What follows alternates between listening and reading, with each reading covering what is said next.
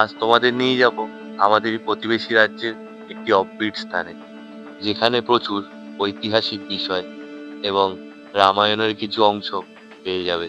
আর তারই সাথে পাহাড়, নদী, ঝর্ণা একই সাথে উপভোগ করতে পারবে।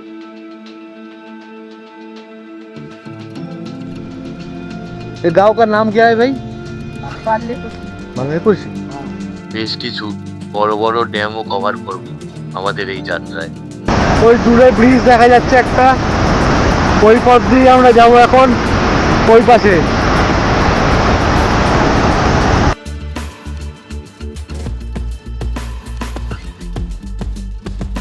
কথায় আছে পঞ্চপাণ্ডব এই স্থান থেকে যাচ্ছিল দ্রৌপদীর সাথে, এই কুণ্ড সৃষ্টি হয়েছিল সেই ভীমের গদার আঘাতে, সেই কারণেই এই স্থানের নাম ভীমকুণ্ড। এমনই অসংখ্য তথ্য জেনে নেব আমাদের এই যাত্রায়। তবে আর দেরি না করে চলো তাহলে শুরু করে ফেলি এই যাত্রা। আর সবার আগে আমি বিকি, তোমাদের হোস্ট। ওয়েলকাম টু ভ্রমণ অঙ্গিকা। আজকের যাত্রা শুরু করলাম এই হাওড়া স্টেশন দিয়ে। ট্রেন নাম্বার 12703 হাওড়া থেকে ছাড়ার সময় সকাল 8:25, আর আমাদের গন্তব্যে পৌঁছে দেবে 11:25। সুতরাং 3 ঘন্টার পথ। অন্যান্য ট্রেনে 4 থেকে 4.5 ঘন্টা লেগে যায়। একদম ঠিক সময় মতো ছেড়ে দিল ট্রেনটি। আমিও আরেকবার এই হাওড়া স্টেশনকে বিদায় জানিয়ে বেরিয়ে পড়লাম।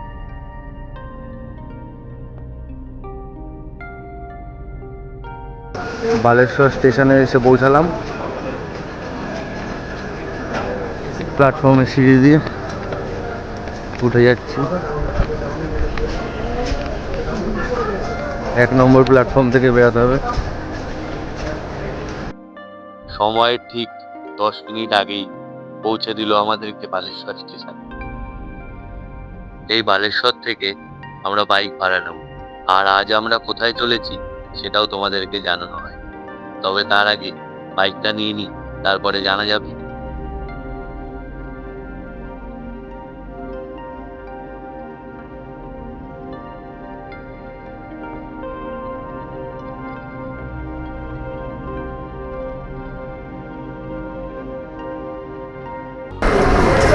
এসে পৌঁছালাম বালেশ্বর স্টেশন। তবে বাইরে বৃষ্টি এখন। কি করবো জায়গা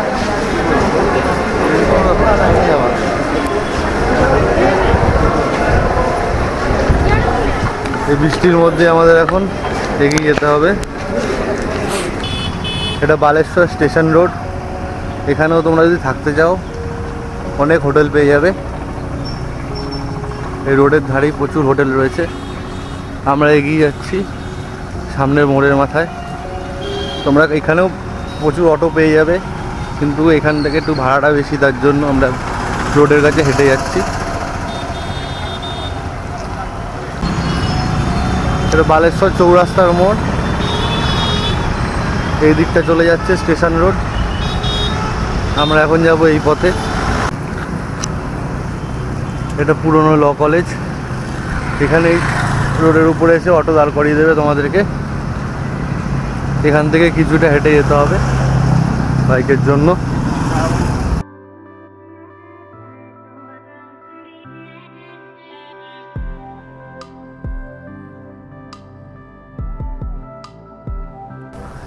পুরানো ল কলেজের পাশ দিয়ে ঢুকে এইখানে চলে আসতে হবে। এখানে এসেই তোমরা বাইক পেয়ে যাবে সব। আমি দাদার কন্ট্যাক্ট নাম্বার সব কিছু ডিটেলসে দিয়ে দিচ্ছি। দাদার সাথেও একবার কথা বলে নিচ্ছি। চলো।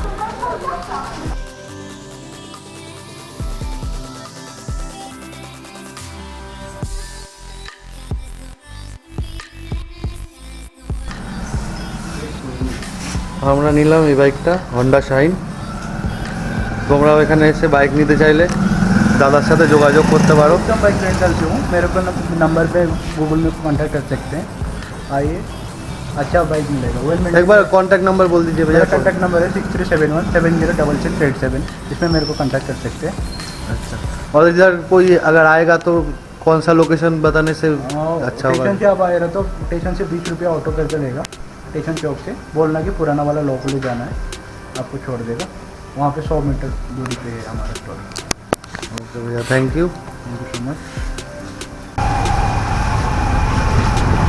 বাইক নিয়ে বেরিয়ে পড়লাম আমরা এবার। প্রতিবারের মতন এবারও ভগবানের নাম নিয়ে হর হর মহাদেব। এখান থেকে আমরা ধরবো চেন্নাই কলকাতা হাইওয়ে। এই যাত্রায় আমরা উড়িষ্যার কিছু অফবিট প্লেস কভার করব।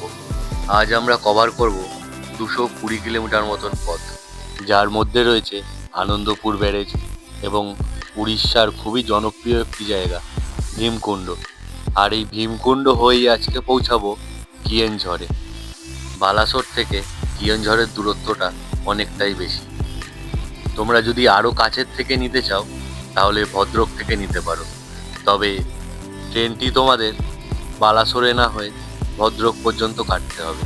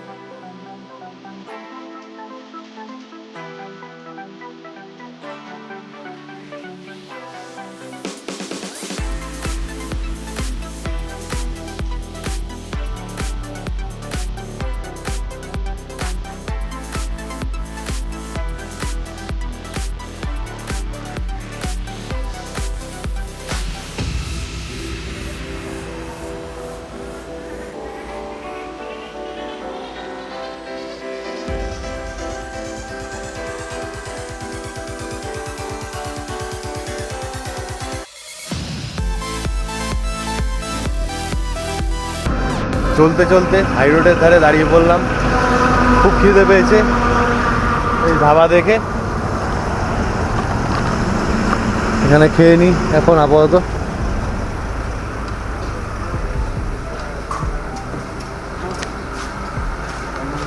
আমি আর জয়দা চিকেন থালি অর্ডার করলাম একটা।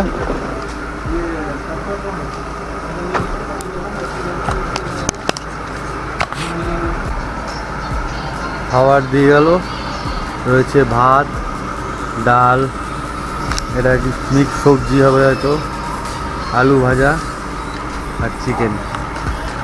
খেয়ে নিই, খেয়ে দিয়ে টেস্টটা জানাচ্ছি কীরকম হবে।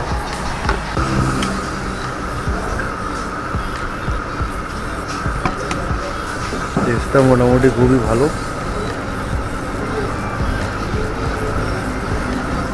আর এই সবজিটায় মাছের মাথা দিয়ে পুঁই শাকের সবজি ছিল।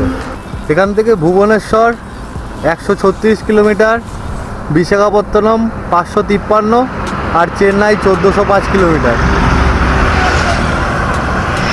আর এই পিছনে কলকাতা। প্রায় 2 ঘন্টা মতন পথ অতিক্রম করে ভদ্রক থেকে ডান হাতের রাস্তা ধরে এই পথটিতে চলে এলাম। আর অসাধারণ দৃশ্য চোখের সামনে ভেসে উঠল। পাহাড়ের উপরে মেঘের খেলা, এ যেন এক আলাদা দুনিয়ার অনুভূতি দিচ্ছে।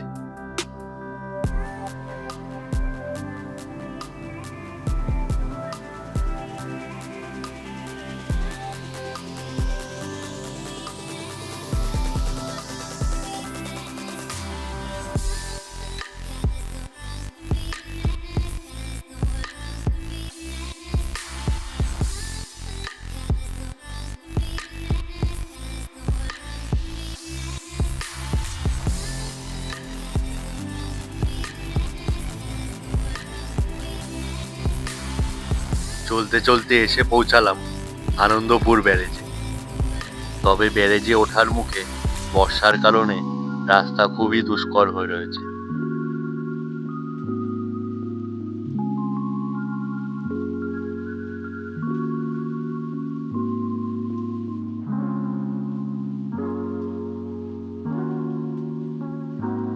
আনন্দপুর ব্যারেজ হলো উড়িষ্যা শহরের কাছে বৈতরণী নদীর উপর নির্মিত একটি আধুনিক কাঠামো।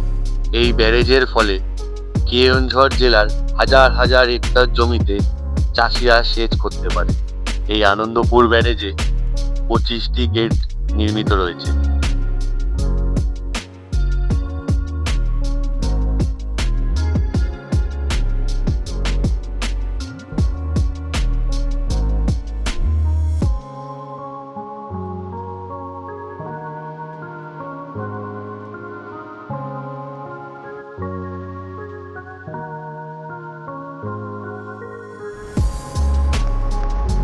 সেখান থেকে জল ছাড়া হয় নিচে, এখান থেকে জল যাচ্ছে, দূরে পাহাড় দেখা যাচ্ছে। আর অপোজিট সাইডে এদিকটায় জলের পরিমাণ প্রচুর। এই দেখুন গেট, দেখতেই পাচ্ছ এটা গেট। এই গেট দিয়েই জল আটকে রাখা হয়েছে। এরকম অসংখ্য গেট রয়েছে পুরো এসেতে।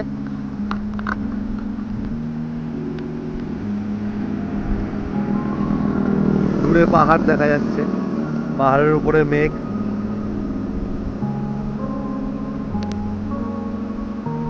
এক অসাধারণ সুন্দর জায়গা। ব্যারেজটিকে সম্পূর্ণভাবে দেখতে আর একটু এগিয়ে গেলাম একেবারে ব্যারেজের পিছনের দিকে, যেখান থেকে ব্যারেজের দৃশ্যটা অপূর্ব লাগে নাকি।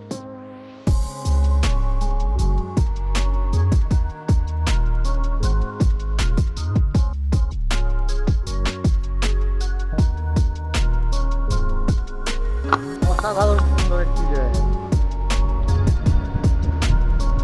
এটা আনন্দপুর ব্যারেজ।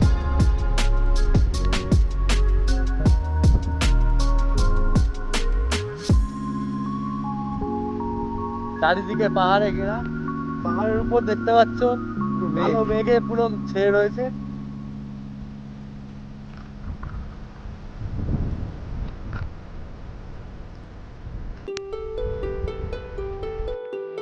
এই আনন্দপুর ব্যারেজ ছেড়ে এবার বেরিয়ে পড়লাম ভীমকুণ্ডের পথে।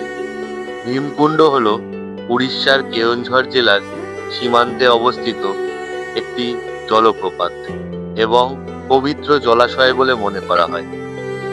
এটি খুবই জনপ্রিয় পর্যটন কেন্দ্র হিসাবে গড়ে উঠেছে এবং লোকালরা এটাকে পিকনিক স্পট হিসাবে ব্যবহার করে।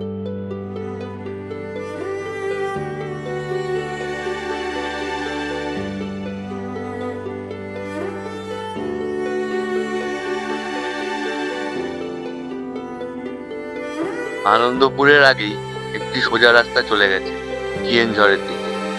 আমরা ভীমকুণ্ড কভার করব বলে এই পথ দিয়ে ঘুরে যেতে হচ্ছে, আর সেই কারণে সময়টা অনেক বেশি লেগে যাচ্ছে, প্রায় 2 থেকে 2.5 ঘন্টা মতো। আর এই মুহূর্তে বেলাও অনেক বয়ে এসেছে, 4:30 বাজে ঘড়ির কাঁটায় এখন। অন্ধকার নেমে আসার আগে আমাদের ভীমকুণ্ড পৌঁছাতে হবে, না হলে এতটা ঘুরে যাওয়া পুরোটাই বৃথা হয়ে যাবে। তবে দেখা যাক সময় মতন পৌঁছাতে পারি কিনা।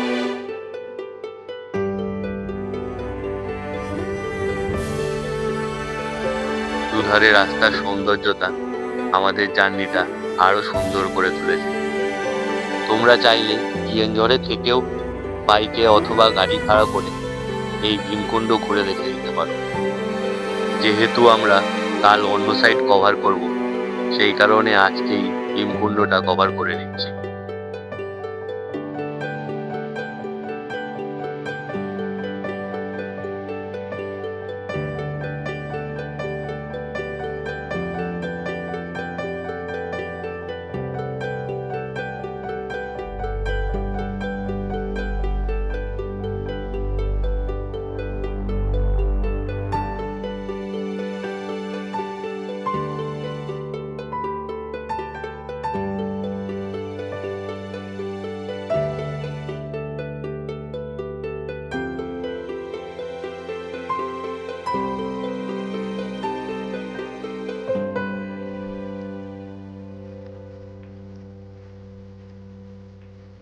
ये गांव का नाम क्या है भाई? खुशी।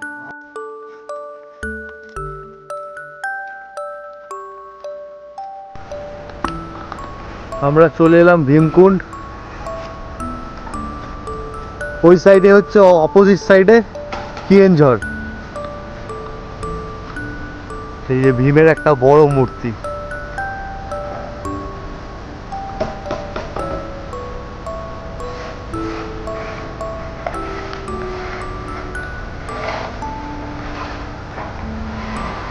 এখন কাজ চলছে। ভীমকুণ্ডের এই সাইডটায় সচরাচর গাড়ি নিয়ে আসে না, একদম নতুন ভাবে তৈরি করা হচ্ছে এই সাইডটা। এই দিক থেকে নদীটাকে দেখতে খুবই সুন্দর লাগে। আর আমরা তো এসেছি বর্ষাকালে, নদীর একটা আলাদাই রূপ দেখতে পারবো আশা করি। চলো এগিয়ে যাই।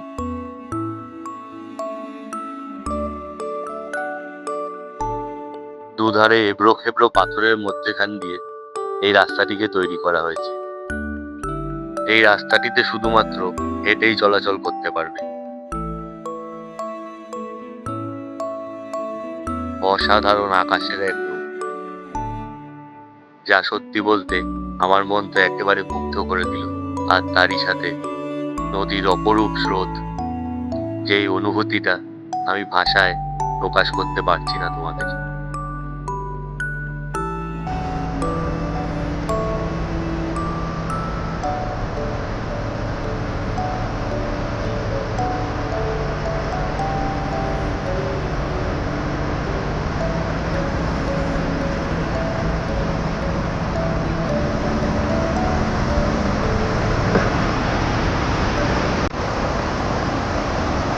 জলের প্রচুর স্রোত।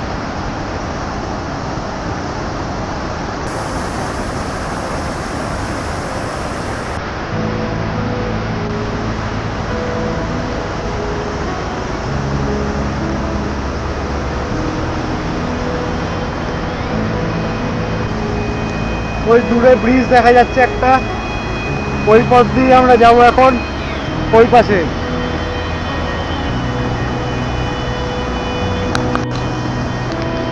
এটা ভীমকুণ্ডের অপোজিট সাইড।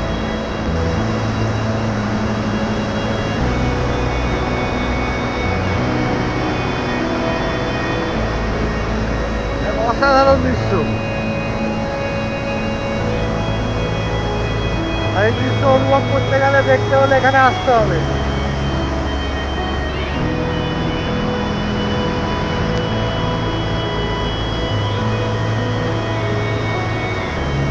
এই সাইড থেকে দেখে এবার যাব আরেকটি সাইডে, যেখান থেকে এই ভীমকুণ্ডের দৃশ্য অন্যরকম লাগে। ভীমকুণ্ডের এন্ট্রি গেট। আমরা এতক্ষণ ছিলাম অপোজিট সাইডে,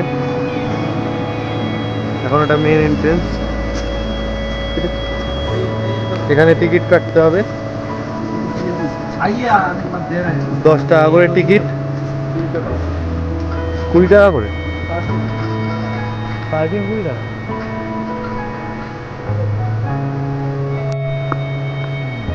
এখন চলেছি ভীমকুণ্ডের পথে। ভীমকুণ্ডের পথে ঢুকছি এখন।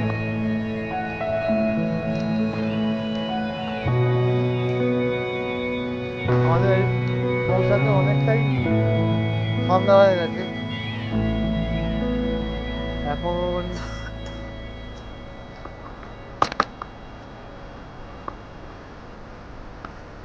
এই মুহূর্তে ঘড়িতে বাজে 6টা 19। তার মানে বুঝতেই পারছো কতটা দেরি হয়ে গেছে, অনেকটাই অন্ধকার হয়ে এসছে।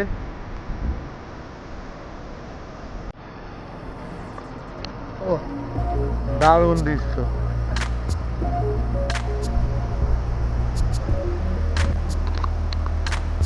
এখন যাব ওই উপর থেকে দেখবো চারিদিকটা কেমন লাগে। চলো।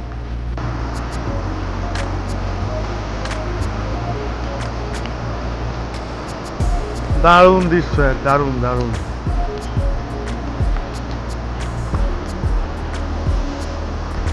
বর্ষাকালে আসার ফলে নদীর স্রোতটা অতিরিক্ত।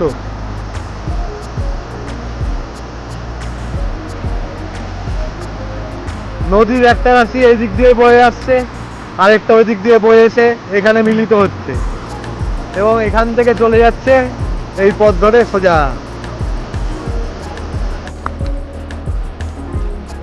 সিঁড়ি বেয়ে একদম উপরে টপে উঠছি।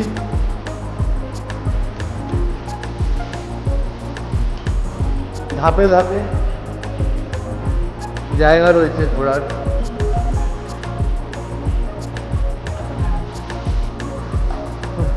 আমরা একদম টপে উঠে চারিদিকের দৃশ্যটা দেখি।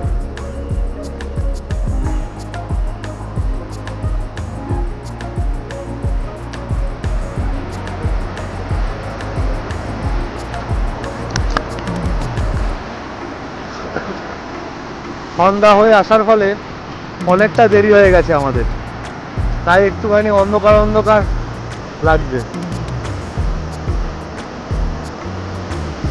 তাও খুবই সুন্দর লাগছে জায়গাটা।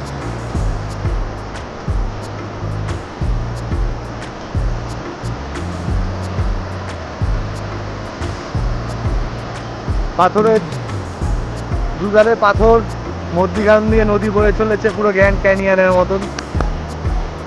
একটা অসাধারণ দৃশ্য। কথায় আছে পঞ্চপাণ্ডব এই স্থান থেকে যাচ্ছিল দ্রৌপদীর সাথে, আর সেই মুহূর্তে দ্রৌপদী খুবই জলতৃষ্ণ পায়, আর সেই কারণে ভীম তার গদা দিয়ে এই স্থানে একটা আঘাত করে, আর সেই আঘাতের ফলেই এই ভীমকুণ্ডর সৃষ্টি হয়। এই কুণ্ড সৃষ্টি হয়েছিল সেই ভীমের গদার আঘাতে, সেই কারণেই এই স্থানের নাম ভীমকুণ্ড।